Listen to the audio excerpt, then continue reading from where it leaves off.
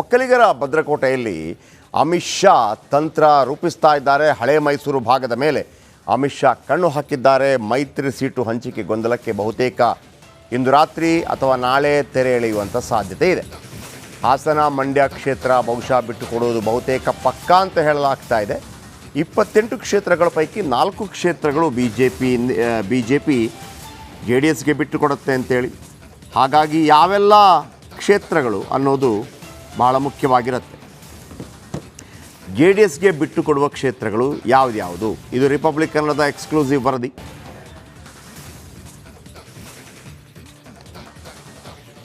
ಒಕ್ಕಲಿಗರ ಭದ್ರಕೋಟೆಗೆ ಇವತ್ತು ರಾತ್ರಿ ಆಗಮಿಸ್ತಾರೆ ಅಮಿತ್ ಶಾ. ಹಳೆ ಮೈಸೂರು ಭಾಗದಲ್ಲಿ ಅಮಿತ್ ಶಾ ಸಂಚಾರ ಮಾಡಲಿದ್ದಾರೆ. ಅಲ್ಲಿ ಸುತ್ತೂರು ಮಠದಲ್ಲಿ 4 ಕ್ಲಸ್ಟರ್ಗಳ ಅಂದರೆ 4 ಲೋಕಸಭಾ ಕ್ಷೇತ್ರಗಳ ನಾಯಕರೊಂದಿಗೆ ಮಾತುಕತೆ ನಡೆಯುತ್ತೆ.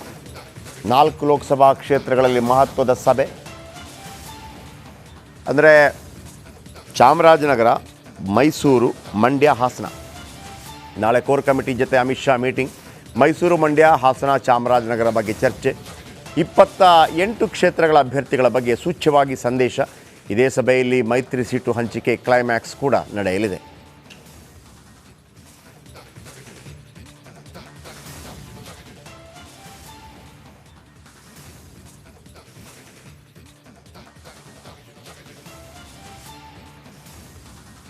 ಮುಂದಿನ ಲೋಕಸಭಾ ಚುನಾವಣೆಗೆ ಎಲ್ಲ ರೀತಿಯಲ್ಲೂ ಕೂಡ ಸಜ್ಜಾಗ್ತಿರುವಂಥ ಬಿಜೆಪಿ, ಅದರ ಮೊದಲ ಭಾಗವಾಗಿ ಬಿಜೆಪಿಯ ಚಾಣಕ್ಯ, ಚುನಾವಣಾ ಚಾಣಕ್ಯ ಅಮಿತ್ ಶಾ ಅವರು ಹಳೆ ಮೈಸೂರಿನಲ್ಲಿ ಸಂಚಾರವನ್ನು ಮಾಡ್ತಾರೆ.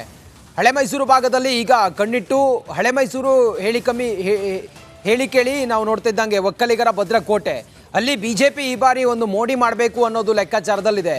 ಕಳೆದ ಬಾರಿ ಈ ಮಂಡ್ಯ ಈ ಭಾಗದಲ್ಲೆಲ್ಲ ನಾವು ಗಮನಿಸ್ತಾ ಹೋದರೆ ಅಲ್ಲಿ ಬಿಜೆಪಿ ಬೆಂಬಲಿಸಿ ಸುಮಲತಾ ಅಂಬರೀಶ್ ಅವರು ಅಲ್ಲಿ ಗೆದ್ದಿದ್ರು. ಈ ಬಾರಿ ಮತ್ತೆ ಬಿಜೆಪಿಯಲ್ಲಿ ನೆಲೆಯೂರಬೇಕು ಅನ್ನೋದು ಲೆಕ್ಕಾಚಾರದಿಂದ ಈ ಬಾರಿ ಒಂದು ಹೊಸ ರಣತಂತ್ರವನ್ನು ಹೆಣಿತಾ ಇದೆ. ಮೈತ್ರಿಗೆ ಸೀಟು ಹಂಚೋದು ಈಗ ಬಿಜೆಪಿಗೆ ದೊಡ್ಡ ಚಾಲೆಂಜ್ ಆಗಿದೆ. ಅದರಲ್ಲೂ ಕೂಡ ಹಳೆ ಮೈಸೂರು ಭಾಗದಲ್ಲಿ ಯಾವ ರೀತಿ ಬಿಜೆಪಿ ಕಾರ್ಡ್ ಪ್ಲೇ ಮಾಡುತ್ತೆ ಅನ್ನೋದನ್ನು ಕಾದು ನೋಡಬೇಕಾಗಿದೆ. ಹಾಸನ ಮಂಡ್ಯ ಕ್ಷೇತ್ರವನ್ನು ಅಮಿತ್ ಶಾ ಬಿಟ್ಕೊಡ್ತಾರೆ ಅನ್ನೋದು, ಯಾಕಂತ ಹೇಳಿದ್ರೆ ಹಾಸನ JDSನ ಭದ್ರಕೋಟೆ, ಮಂಡ್ಯದಲ್ಲೂ ಕೂಡ JDS ಅಲ್ಲಿ ಬಹುತೇಕ ಗೆಲ್ಲುವುದು ಖಚಿತ. ಆ ಕಾರಣದಿಂದ ಈ ಸುಮಲತಾ ಒಂದು ಕಡೆಯಲ್ಲಿ ಟಿಕೆಟನ್ನು ಕೇಳಿದ್ದಾರೆ. JDSಗೆ ಕೊಡಬೇಕು ಅನ್ನುವ ಒಂದು ಒತ್ತಾಯವೂ ಕೂಡ ಇದೆ. ಇದೆಲ್ಲ ಲೆಕ್ಕಾಚಾರವನ್ನು ಚಾಣಕ್ಯ ಈಗ ಹಳೆ ಮೈಸೂರು ಭಾಗದಲ್ಲಿ ಓಡಾಡ್ತಿರೋದ್ರಿಂದ ಯಾವ ರೀತಿ ಸೂತ್ರವನ್ನು ಹೆಣಿತಾರೆ ಅನ್ನೋದನ್ನು ಕಾದು ನೋಡಬೇಕು.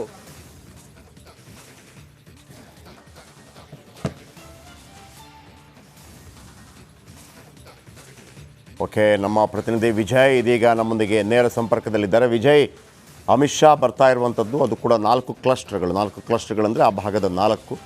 ಯಾಕೆ ಕೇವಲ 4? ಯಾಕೆ 11 ಲೋಕಸಭಾ ಕ್ಷೇತ್ರಗಳ ಬಗ್ಗೆ ಗಮನ ಹರಿಸ್ತಾ ಇಲ್ಲ? Just asking. ಅಂದರೆ ಹಳೆ ಮೈಸೂರು ಭಾಗ ಅಂತ ಹೇಳುವಾಗ 11 ಲೋಕಸಭಾ ಕ್ಷೇತ್ರಗಳು ಬರುತ್ತೆ. ಅದು ಎಲ್ಲವೂ ಕೂಡ ಅಂದರೆ ಕೋಲಾರ, ಚಿಕ್ಕಬಳ್ಳಾಪುರ, ತುಮಕೂರು, ಇದೆಲ್ಲ ಕೇವಲ 4ನ್ನೇ ಮುಖ್ಯವಾಗಿಟ್ಟುಕೊಂಡಿರೋ ಕಾರಣ ಏನು? ಯಾವ ಕ್ಷೇತ್ರಗಳನ್ನು ಬಿಟ್ಟುಕೊಡ್ತಾರೆ ಅಂತ ಇದರ ಅರ್ಥ?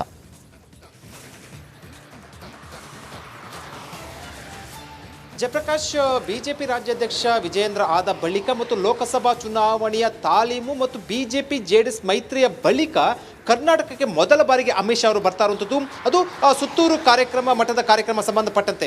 ಈ ಸಂದರ್ಭದಲ್ಲಿ ಮೈಸೂರಿನಲ್ಲಿ ಆಲ್ಟಿರುವಂತಹ ಏನು ಅಮಿತ್ ಶಾ ಅವರು ಮೈಸೂರು ಭಾಗದ 4 ಲೋಕಸಭಾ ಕ್ಷೇತ್ರಗಳಲ್ಲಿ ಮಾತ್ರ ಒಂದು ವಿಶೇಷ ಸಭೆಯನ್ನು ನಡೆಸ್ತಾ ಇರುವಂಥದ್ದು. ಯಾಕಂದ್ರೆ ಈಗಾಗಲೇ ಕೂಡ 4 ಕ್ಲಸ್ಟರ್ಗಳನ್ನು ಮಾಡಿರುವಂಥದ್ದು. ಅದರಲ್ಲಿ ಈ ಮೈಸೂರು ಭಾಗದಲ್ಲಿರುವಂಥ ಹಿನ್ನೆಲೆಯಲ್ಲಿ ಈ ಭಾಗದ 4 ಲೋಕಸಭಾ ಕ್ಷೇತ್ರಗಳು ಯಾವ್ಯಾವ ಬರುತ್ತೆ ಅಂದರೆ ಮೈಸೂರು, ಮತ್ತೊಂದು ಕಡೆ ಹಾಸನ, ಮಂಡ್ಯ ಮತ್ತು ಚಾಮರಾಜನಗರ. ಆ ಲೋಕಸಭಾ ಕ್ಷೇತ್ರಗಳ ಪ್ರಮುಖರ ಜೊತೆ ನಾಳೆ ವಿಶೇಷವಾಗಿ ಸಭೆ ನಡೆಸಿ ಒಂದಷ್ಟು ಟಾಸ್ಕ್ಗಳನ್ನು ಕೊಡುವಂಥದ್ದು. ಅದರ ಜೊತೆಗೆ ಉಳಿದ ಲೋಕಸಭಾ ಕ್ಷೇತ್ರಗಳಿಗೆ ಸಂಬಂಧಪಟ್ಟಂತೆ ಮತ್ತು ಮುಂದಿನ ಕಾರ್ಯತಂತ್ರ ಬಗ್ಗೆ ಕೂಡ ಚರ್ಚೆ ನಡೆಸುತ್ತದೆ. ಅದು ಆ ಕ್ಲಸ್ಟರ್ಗಳ ಸಭೆಯ ಬಳಿಕ ಬಿಜೆಪಿಯ ಕೋರ್ ಕಮಿಟಿ ಸಭೆ ನಡೆಯುತ್ತೆ. ಅಂದರೆ ಪ್ರಮುಖರ ಸಭೆ. ಇನ್ನೂ ಕೂಡ ಕೋರ್ ಕಮಿಟಿ ಅಧಿಕೃತವಾಗಿ ರಚನೆ ಆಗಿದೆ. ಅದು ಹಿಂದೆ ಇದ್ದಂಥ ಕೋರ್ ಕಮಿಟಿ ಸದಸ್ಯರು ಯಾರಿದ್ದಾರೆ ಅದರಲ್ಲಿ ಪ್ರಮುಖ ಮುಖಂಡರ ಜೊತೆ ಸುಮಾರು 40 ನಿಮಿಷಗಳ ಕಾಲ ಸಭೆಯನ್ನು ನಿಗದಿಪಡಿಸಿರುವಂಥದ್ದು. ಆ 40 ನಿಮಿಷಗಳಲ್ಲಿ ಉಳಿದ ಎಲ್ಲ 28 ಲೋಕಸಭಾ ಕ್ಷೇತ್ರಗಳನ್ನು ಕೂಡ ಚರ್ಚೆ ನಡೆಸುವಂಥದ್ದು. ಜೊತೆಗೆ ಮೈತ್ರಿ ಸಂಬಂಧಪಟ್ಟಂತೆ ಯಾರು ಯಾರಿಗೆ ಯಾವ ಸೀಟ್ ಕೊಡೋ ಸಂಬಂಧಪಟ್ಟಂತೆ JDSಗೆ ಎಷ್ಟು ಸೀಟ್ ಕೊಡಬೇಕು ಅನ್ನೋ ಸಂಬಂಧಪಟ್ಟಂತೆ ಒಂದು ಸಂದೇಶವನ್ನು, ಒಂದು ಸೂಚ್ಯವಾಗಿ, ಒಂದು ಇಂಗಿತ ಏನೇನು ಇದೆ ಅನ್ನೋ ಸಂಬಂಧಪಟ್ಟಂತೆ ಒಂದು ಸ್ಪಷ್ಟ ಚಿತ್ರಣವನ್ನು ಕೊಡಲಿದ್ದಾರೆ. ಜೊತೆಗೆ ಬಹಳ ಪ್ರಮುಖವಾಗಿ 28 ಲೋಕಸಭಾ ಕ್ಷೇತ್ರಗಳಲ್ಲಿ ಗೆಲ್ಲಬೇಕಾದಂಥ ಏನು ರಣತಂತ್ರಗಳಿಗೆ ಸಂಬಂಧಪಟ್ಟಂತೆ ಏನಿದೆ ಅವೆಲ್ಲವನ್ನು ಕೂಡ ಕೊಡುವಂಥದ್ದು. ಜೊತೆಗೆ ಮುಂದಿನ ಪ್ರಚಾರ ಹೇಗಿರಬೇಕು ಅನ್ನೋ ಸಂಬಂಧಪಟ್ಟಂತೂ ಕೂಡ ಒಂದಷ್ಟು ಸೂಚನೆ ಕೊಡುವಂಥದ್ದು. ಮತ್ತು ಈಗಾಗಲೇ ಕೂಡ ಅಮಿತ್ ಶಾ ಅವರು ಬರೀ ಕೈಯಲ್ಲಿ ಬರ್ತಾ ಇಲ್ಲ ಜಯಪ್ರಕಾಶ್, ವರದಿಯ ಸಮೇತ ಅಂದರೆ 28 ಲೋಕಸಭಾ ಕ್ಷೇತ್ರಗಳಲ್ಲಿ ಪರಿಸ್ಥಿತಿ ಏನೇನಿದೆ ಅನ್ನೋ ಸಂಬಂಧಪಟ್ಟಂತೆ ಸಮಗ್ರವಾಗಿ ವರದಿ ಸಮೇತ ಬರುವಂಥದ್ದು. ಜೊತೆಗೆ ರಾಜ್ಯ BJP ನಾಯಕರು ಅಂದರೆ ಕೋರ್ ಕಮಿಟಿ ಸದಸ್ಯರಲ್ಲಿ ಯಾರು ಪ್ರಮುಖ ನಾಯಕರಿದ್ದಾರೆ ಅದರಲ್ಲಿ ವಿಜೇಂದ್ರ ಸೇರಿದಂಥ ಪ್ರಮುಖ ನಾಯಕರುಗಳು ಅಮಿತ್ ಶಾ ಮುಂದೆ ಒಂದು ಬೇಡಿಕೆಯನ್ನು ಅಥವಾ ಒಂದು ಮನವಿಯನ್ನು ನೀಡೋದಕ್ಕೆ, ಅಂದರೆ ಆದಷ್ಟು ಬೇಗ ಅಭ್ಯರ್ಥಿಗಳ ಪಟ್ಟಿಯನ್ನು ಪ್ರಕಟ ಮಾಡಬೇಕು ಅಂತ ಮನವಿಯನ್ನು ಸಲ್ಲಿಸೋದಕ್ಕೆ ಕೂಡ ತಯಾರಿ ನಡೆಸಿರುವಂಥದ್ದು, ನಿರ್ಧಾರ ಆಗಿರುವಂಥದ್ದು. ಒಟ್ಟಾರೆಯಾಗಿ ಲೋಕಸಭಾ ಚುನಾವಣೆಗೆ ಸಂಬಂಧಪಟ್ಟಂತೆ ಒಂದು ರಣತಂತ್ರ ಜೊತೆಗೆ ಒಂದು ವೇಗವನ್ನು ಕೊಡಲಿಕ್ಕೆ ಒಂದು ತಾಲೀಮನ್ನು ಆರಂಭ ಆಗುವಂಥದ್ದು ನಾಳೆಯಿಂದ. ಜಯಪ್ರಕಾಶ್, ಸುಮಲತಾ ಕಥೆ ಏನು?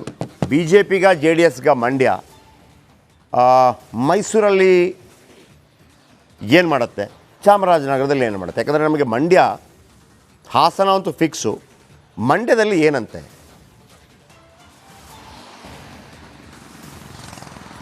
ಜಯಪ್ರಕಾಶ್, 28 ಲೋಕಸಭಾ ಕ್ಷೇತ್ರಗಳ ಪೈಕಿ ಮಂಡ್ಯ ಸಾಕಷ್ಟು ಕೂಡ ಸುದ್ದಿ ವಿಚಾರ ಆಗಿರುವಂಥದ್ದು, ಜೊತೆಗೆ ಒಂದಷ್ಟು ಕುತೂಹಲದ ಕೇಂದ್ರ ಆಗಿರುವಂಥದ್ದು. ಯಾಕೆಂದ್ರೆ ಮಂಡ್ಯದಲ್ಲಿ ಲೋಕಸಭಾ ಕ್ಷೇತ್ರದಲ್ಲಿ ಈಗಾಗಲೇ ಕೂಡ BJP ಬೆಂಬಲಿತ ಮತ್ತು ಕಳೆದ ವಿಧಾನಸಭಾ ಚುನಾವಣೆಯಲ್ಲಿ BJPಗೆ ಬೆಂಬಲ ನೀಡಿದಂಥ ಸುಮಲತಾ ಅವರು ಈಗ ಟಿಕೆಟ್ಗಾಗಿ ಪಟ್ಟ ನೀಡಿರುವಂಥದ್ದು. ಆದರೆ ಮೈತ್ರಿ ಮಾತುಕತೆಯ ಸಂದರ್ಭದಲ್ಲಿ ಮಂಡ್ಯ JDSಗೆ ಅನ್ನುವಂಥದ್ದು ಕೂಡ ನಿರ್ಧಾರ ಆಗಿರುವಂಥದ್ದು. ಅಂದರೆ ಇನ್ನೂ ಕೂಡ ಅಧಿಕೃತ ಆಗಿಲ್ಲ, ನಿರ್ಧಾರ ಆಗಿರುವಂಥದ್ದು. ಆದರೆ ಸುಮಲತಾ ಇನ್ನೂ ಕೂಡ ಪಟ್ಟನ್ನು ಬಿಡ್ತಾ ಇಲ್ಲ, ತನಗೆ ಕೊಡಬೇಕು ಟಿಕೆಟ್. ಅಲ್ಲಿ ಮಂಡ್ಯ ಲೋಕಸಭಾ ಕ್ಷೇತ್ರ ಅಧಿಕೃತವಾಗಿ BJP ಅಭ್ಯರ್ಥಿ ಲೋಕಸಭೆಗೆ ಹೋಗಬೇಕು ಅನ್ನೋದು ಅವರ ಒಂದು ಲೆಕ್ಕಾಚಾರ. ಈ ರೀತಿ ಒತ್ತಡವನ್ನು ಹೇಳ್ತಾ ಇರುವಂಥದ್ದು. ಈ ಬಗ್ಗೆ ಹೈಕಮಾಂಡ್ ನಾಯಕರು ಕೂಡ ಈ ಸಂಬಂಧಪಟ್ಟ ಭೇಟಿ ಮಾಡಿರುವಂಥದ್ದು. ಆದರೆ ಹೈಕಮಾಂಡ್ ನಾಯಕರ ತೀರ್ಮಾನ ಇನ್ನೂ ಕೂಡ ಆಗಿಲ್ಲ.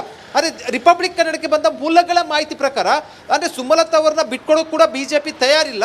ಅದೇ ರೀತಿ ಟಿಕೆಟ್ ಕೊಟ್ಟರೆ JDS ಸಂಬಂಧಪಟ್ಟಂತೆ ಕೂಡ ಒಂದಷ್ಟು ಸಮಸ್ಯೆ ಎದುರಾಗುವಂಥದ್ದು. ಈ ಹಿನ್ನೆಲೆಯಲ್ಲಿ ಸುಮಲತಾ ಅವರಿಗೆ ರಾಜ್ಯಸಭೆಗೆ ಕಳಿಸುವಂತಹ ಒಂದು ಪ್ರಸ್ತಾವನೆ, ಒಂದು ಚಿಂತನೆ ಆರಂಭ ಆಗಿರುವಂಥದ್ದು. ಅದು ಇನ್ನೂ ಕೂಡ ಅಧಿಕೃತ ಆಗಿಲ್ಲ, ಅಂತಿಮ ಆಗಿಲ್ಲ. ಅಂದರೆ ಒಂದು ಚಿಂತನೆ ಆರಂಭ ಆಗಿರುವಂಥದ್ದು. ಜೊತೆಗೆ ಮಂಡ್ಯ ಲೋಕಸಭಾ ಕ್ಷೇತ್ರ ಸಂಬಂಧಪಟ್ಟಂತೆ ಏನು ಮಾಡಬೇಕು ಅಥವಾ ಅಭ್ಯರ್ಥಿ ಅಂದರೆ JDSಗೆ ಬಿಟ್ಟುಕೊಡುವ ಸಂಬಂಧಪಟ್ಟಂತೆ ನಾಳೆ ಒಂದು ಸಭೆಯಲ್ಲಿ ಒಂದು ಸ್ಪಷ್ಟ ಸಂದೇಶ ಕೊಡುವಂಥ BJP ನಾಯಕರಿಗೆ ಕೊಡುವಂಥ ಸಾಧ್ಯತೆ ಇರುವಂಥದ್ದು. ಮತ್ತು ಸುಮಲತಾರನ್ನ ಹೇಗೆ ವಿಶ್ವಾಸ ತೆಗೆದುಕೊಳ್ತಾ ಇರುವಂಥದ್ದು ಒಂದೊಂದು ಬಹಳ ಸ್ಪಷ್ಟ.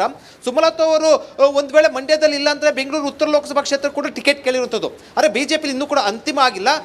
ಸುಮಲತಾ ಅವರನ್ನ ವಿಶ್ವಾಸಕ್ಕೆ ತೆಗೆದುಕೊಂಡು ಈ ನಿರ್ಧಾರವನ್ನು ತೆಗೆದುಕೊಳ್ಳುವಂಥದ್ದು ಒಂದು ಲೆಕ್ಕಾಚಾರದಲ್ಲಿ ಎಲ್ಲವೂ ಅಂದುಕೊಂಡಂತೆ ಆದರೆ ರಾಜ್ಯಸಭೆಗೆ ಕಳಿಸುವಂತಹ ಸಾಧ್ಯತೆ ಕೂಡ ಇರುವಂಥದ್ದು. Jayaprakash, okay, thank you. ರಾಜ್ಯ ರಾಜಕೀಯದಲ್ಲಿ ಗುಂಡಿಕ್ಕಿ ಕೊಲ್ಲಿ ಅನ್ನುವ ಹೇಳಿಕೆ ಈಗ ಸಂಚಲನಕ್ಕೆ ಕಾರಣ ಆಗಿದೆ. ಈಶ್ವರಪ್ಪ ಅವರು ಯಾವಾಗ ಇದನ್ನು ಹೇಳಿದ್ರು, ಇದನ್ನು ಒಬ್ಬೊಬ್ಬರೇ ಕಾಂಗ್ರೆಸ್ನ ನಾಯಕರುಗಳು ಖಂಡಿಸ್ತಾ ಇದ್ದಾರೆ, ಅವರಿಗೆ ತಿರುಗೇಟನ್ನು ಕೊಡ್ತಾ ಇದ್ದಾರೆ. ಕೃಷಿ ಸಚಿವ ಚಲುವರಾಯಸ್ವಾಮಿ ಕೂಡ ಇದ್ರ ಬಗ್ಗೆ ಮಾತಾಡಿದ್ದಾರೆ. ಏನು ಹೇಳಿದ್ದಾರೆ, ಅವ್ರದ್ದೇ ದಾಟಿಯಲ್ಲಿ ಅವರು ಟೀಕೆ ಮಾಡಿದ್ದಾರೆ. ಏನು ಹೇಳಿದ್ದಾರೆ ನೋಡೋಣ ಬನ್ನಿ. ಈಶ್ವರಪ್ಪನ ಮತ್ತು ಅನಂತಕುಮಾರ್ ಹೆಗಡೆಯವ್ರನ್ನ ಫಸ್ಟು ಅವ್ರು ಗುಡ್ಡಿಕ್ಲಿ BJPಯವರು, ಆಮೇಲೆ ಉಳಿದವ್ರು ನೋಡ್ತೀವಿ. ಈಶ್ವರಪ್ಪನವ್ರು ಹೇಳಿದರು ನಾವು ಸ್ವಲ್ಪ ದಿವಸದಲ್ಲೇ ಕೇಸರಿನೇ ರಾಷ್ಟ್ರಧ್ವಜ ಮಾಡ್ತೀವಿ ಅಂತ ಹೇಳಿದರು. ಅವ್ರು ಯಾರು ಗುಂಡಿಕ್ಬೇಕು? ಮೊದಲು ಅವ್ರು ಗುಂಡಿಕ್ಲಿ ಅವ್ರ ಪಾರ್ಟಿಯವರು, ಆಮೇಲೆ ಉಳಿದದ್ದು ನೋಡೋಣ. ಅನಂತಕುಮಾರ್ ಹೆಗಡೆ ಸಂವಿಧಾನನೇ ಬದಲಾವಣೆ ಮಾಡಬೇಕು ಅಂತ ಹೇಳಿದರು. ಅವ್ರಿಗೇನು ಉತ್ತರ ಕೊಡ್ತಾರೆ BJPಯವರು? ಏನು ಕ್ರಮ ತಗೊಂಡವ್ರೆ ನೋಡ್ರಿ.